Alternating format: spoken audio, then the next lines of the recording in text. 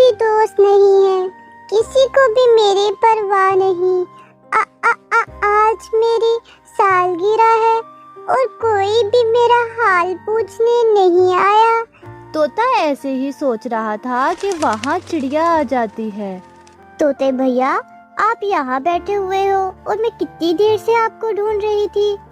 چڑیا کیا بتاؤں, آج میری سالگرہ ہے اور کسی نے بھی میرا حال تک نہیں پوچھا. ارے طوطے بھیا, یہ آپ طوطلے کب سے ہو گئے؟ آپ تو اچھا خاصا بولتے تھے. چڑیا بہن, سال میں ایک بار اگر میں دیسی گھی کی بنی ہوئی چوری نہ کھاؤں تو میری زبان طوطلی ہو جاتی ہے. اور آج مجھے چوری کھائے پورا 1 سال ہو گیا ہے. پچھلی بار میں اپنی سالگرہ کے دن چوری کھائی تھی. تو کیا طوطے بھیا, دیسی گھی کی چوری کھانے سے آپ ٹھیک ہو جاؤ گے؟ اگر مجھے کہیں سے دیسی گھی کی چوری مل جائے تو پھر ہی میری زبان ٹھیک ہوگی. تو پھر طوطے بھیا, میں آپ کے لیے دیسی گھی کی چوری کا انتظام کرتی ہوں. آپ میرا انتظار کریں, میں شام کو آؤں گی. پھر چڑیا وہاں سے چلی جاتی ہے اور وہ کبوتر کے پاس جاتی ہے. کبوتر بھیا, ہمارے مٹھو طوطے کی آج سالگرہ ہے اور مٹھو کو دیسی گھی کی چوری کھائے بھی پورا سال ہو گیا ہے, اور اب تو مٹھو طوطا طوطلا ہو گیا ہے. اگر آج مٹھو کو دیسی گھی کی چوری نہ ملی تو ہمارا مٹھو ہمیشہ کے لیے طوطلا ہو جائے گا. چڑیا, مجھے پتا ہے طوطے کو جب تک سال میں ایک بار دیسی گھی کی چوری نہ ملے تو طوطے طوطلے ہو جاتے ہیں.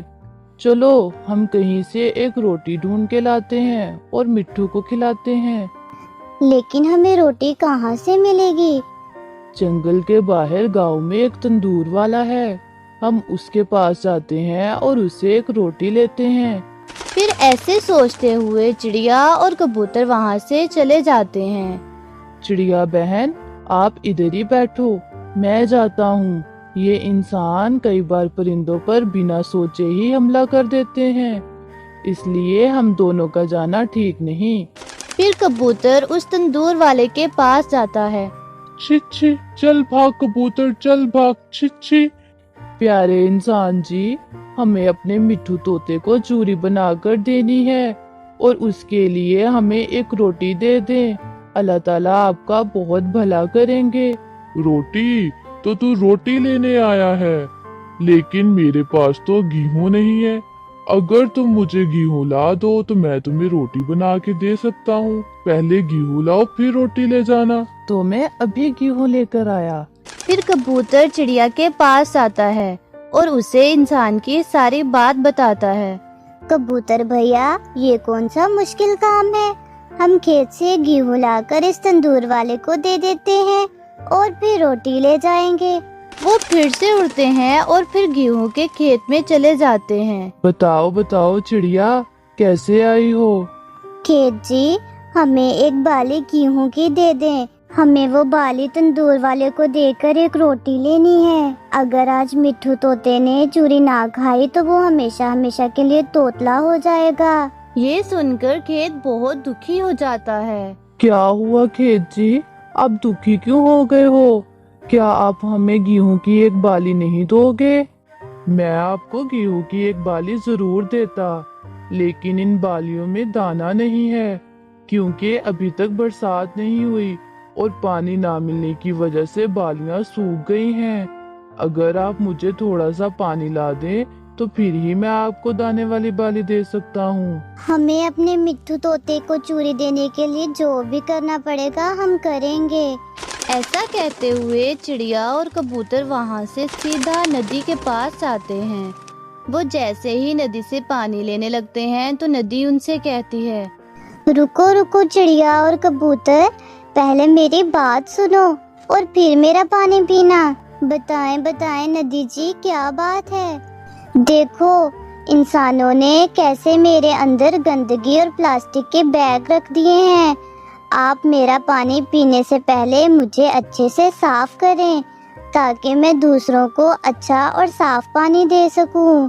नदी जी, हमें अपने दोस्त मिट्टू को चूरी खिलाने के लिए जो भी करना पड़ा हम करेंगे। फिर कबूतर और चिड़िया नदी से वो सारे प्लास्टिक बैग उठाने लगते हैं और उन्हें फेंक देते हैं।